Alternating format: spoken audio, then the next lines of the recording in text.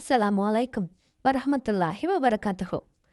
ஹஜ்ரத் நூஹ் அலைஹிவஸல்லம் அவர்கள் தமது மகனுக்கு செய்த உபதேசத்தை நான் உங்களுக்கு அறிவிக்கட்டுமா என்று நபி ஸல்லல்லாஹு அலைஹி வஸல்லம் அவர்கள் சஹாபாக்களிடம் வினவினார்கள்.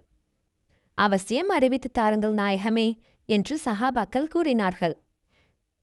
மகனே, உனக்கு 2 காரியங்களை செய்ய உபதேசிக்கிறேன். 2 காரியங்களை விட்டும் தடுக்கிறேன். செய்ய வேண்டிய காரியங்களில் முதலாவது லா இலாஹா இல்லல்லா என்று சொல்ல கட்டளையிடுகிறேன். ஏனெனில் இக்கலிமாவை தராசின் ஒரு தட்டிலும் 7 வானங்கள் 7 பூமிகளையும் மற்றொரு தட்டிலும் வைக்கப்பட்டால் கலிமாவின் தட்டு கனத்தால் தாழ்ந்துவிடும். மேலும் 7 வானங்கள் 7 பூமிகளை தடுப்பு வலயமாக்கினாலும் இக்கலிமா அதை உடைத்து கொண்டு அல்லாஹ்விடம் சென்றடையும். செய்ய வேண்டிய காரியங்களில் இரண்டாவது சுபான் அல்லாஹில் அதிமி வபிஹம்திஹி என்ற தஸ்பீஹை ஓதுவது. ஏனெனில் இது படைப்பினங்களின் வணக்கமாகும்.